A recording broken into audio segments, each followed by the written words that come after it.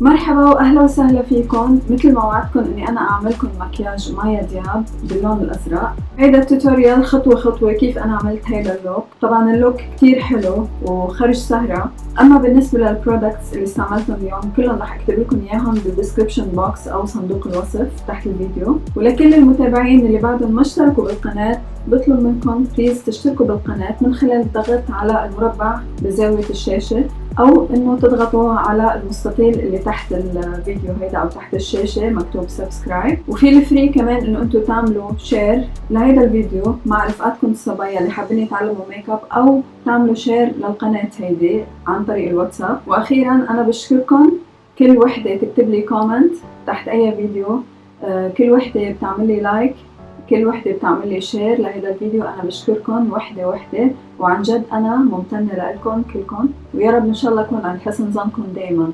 أنا بدي أطلب منكم تكتبوا لي بالكومنتس تحت أي اقتراح لفيديوهات جاية بالمستقبل حابين إنه أنا أعملها. وما تنسوا تتابعوا الفيديو الجاي، رح يكون مقارنة بين المنتجات الغالية والمنتجات الرخيصة. بمعنى آخر شو في بدائل منتجات رخيصة موجودة بالسوق وكمان هي بنفس جودة المنتجات الغالية. تابعوني بالفيديو هيدا الجاي لأنه كتير رح يفيدكم. وهلأ بلا ما أطول عليكم المقدمة خلينا نبلش التوتوريال خطوة خطوة كيف أنا عملت هيدا اللوك. من بعد ما رطبت بشرتي بكريم الصبار استعملت برايمر ووتر من سماش بوكس. بعديها دغري استعملت كريم الأساس من ماركة تو فيست اسمه بورن ذس واي. اللون اللي أنا استعملته اسمه وارم بيج. وزعت الفاونديشن من خلال كابوكي براش من سيجما. بعديها أخذت اللوز باودر من هودا بيوتي. هيدي اللوز باودر مفضلة حاليا عندي لأنه بتصفي الوش وبتنقيه بطريقة كتير حلوة، بتغطي المسامات. اللون اللي أنا استعملته اسمه بنانا بريد. هيدا لون مناسب حاليا لبشرتي. بعديها أخذت البرايمر واستعملته على الجفن. هيدا البرايمر هو عبارة عن برايمر خصوصي من ماركة أربن ديكي، خلطته أنا مع كونسيلر فول كفر. بعد ما حطيت البرايمر ووزعته رجعت كبست شوي عليه بطريقة الضغط من اللوز باودر تبع هودا بيوتي. هلا بنجي للحواجب. طبعا مشطت حواجبي لفوق. بعدين استعملت ديب براو من انستازيا بافرلي هيلز. اللون اللي عم بستعمله انا اسمه دارك براون. عم عرض حواجبي بحيث انه هن يصيروا شوي يشبهوا حواجب مايا دياب. طبعا حواجب مايا دياب فاتحين، لهيك انا استعملت فوقهم يعني فوق الشعر لحتى فتح الشعر تبع حواجبي ماسكارا من اسنس بيوتي. والماسكارا هيدي افتح لون عندهم. الهدف من استعمال الماسكارا مثل ما قلت لكم بس لحتى فتح حواجبي بهذا الشكل. نفس الوقت عم مشط الشعر ببينوا الحواجب اسمك من العادي يعني.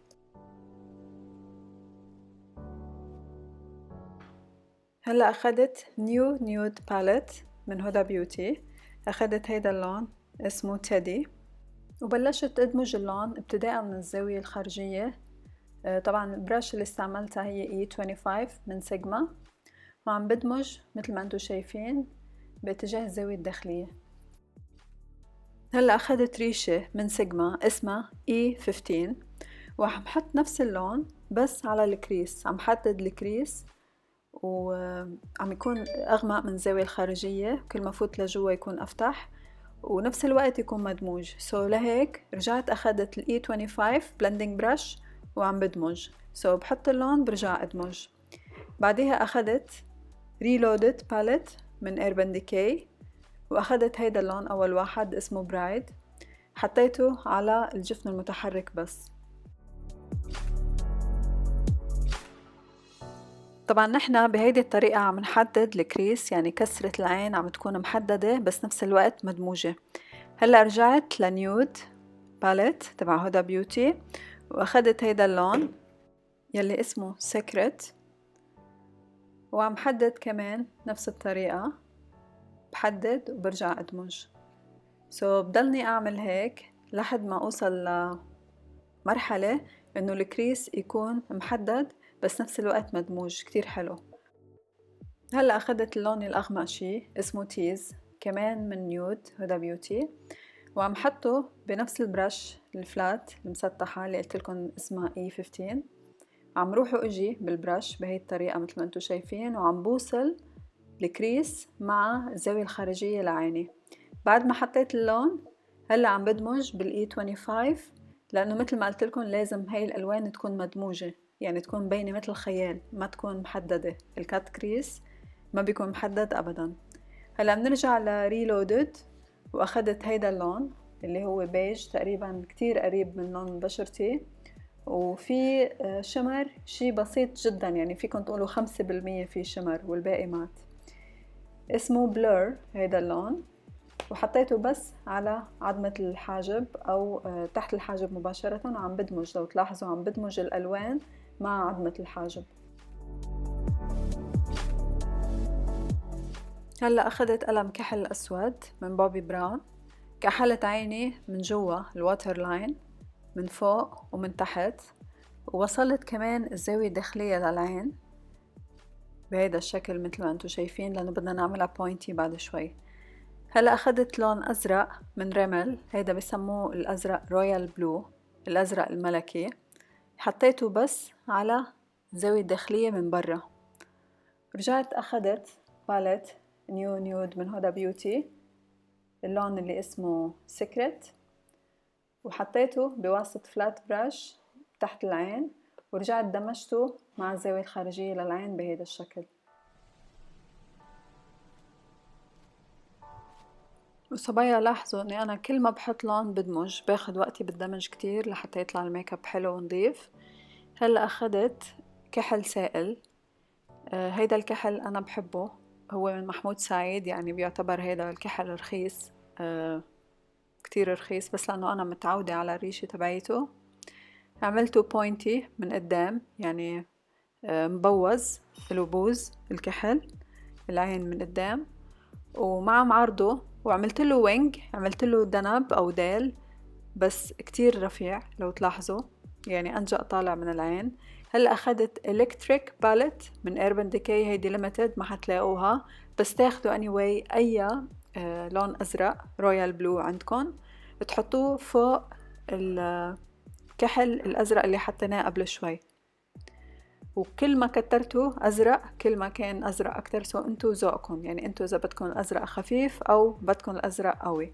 هلا رجعت اخذت نيكد ودمجت تحت العين، واخذت المسكرة تبعيتي اللي هي من لوريال بارادايز اكستاتيك، استعملتها، وهيدي المسكرة باي ذا واي مفضلة بالنسبة لإلي حاليا. مثل ما عم تلاحظوا عم حاول افصل بين رموشي، يعني شعرات رموشي عم حاول ما خليهم يلزقوا ببعضهم وانا عم حط المسكرة. بعدها اخذت هيدا البرودكت للبرونزينج او لاعطاء لون، سكالبينج برودكت اسمه من ألاماسكا. رح اكتب لكم باي ذا واي كل البرودكتس اللي استعملتها بالديسكريبشن بوكس او صندوق الوصف تحت الفيديو.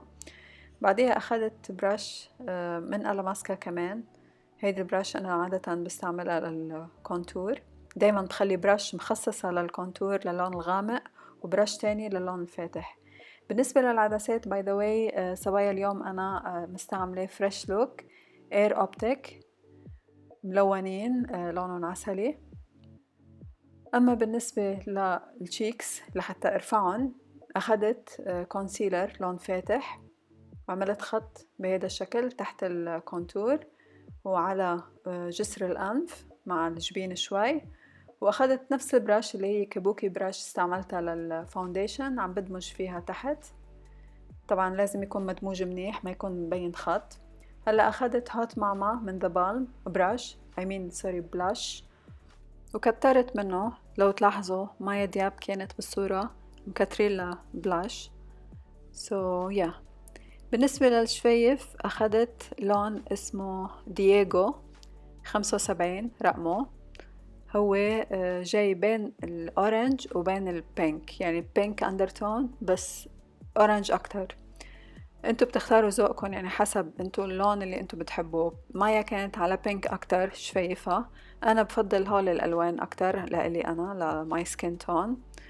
بالنسبة للشفايف طبعا لونتون بهيدا البرودكت من كولر بوب نيود، ورجعت غطيت على الكونتور اللي حطيته. هلأ خلط كسر شوي لأنه هيدا اللون كتير فاتح.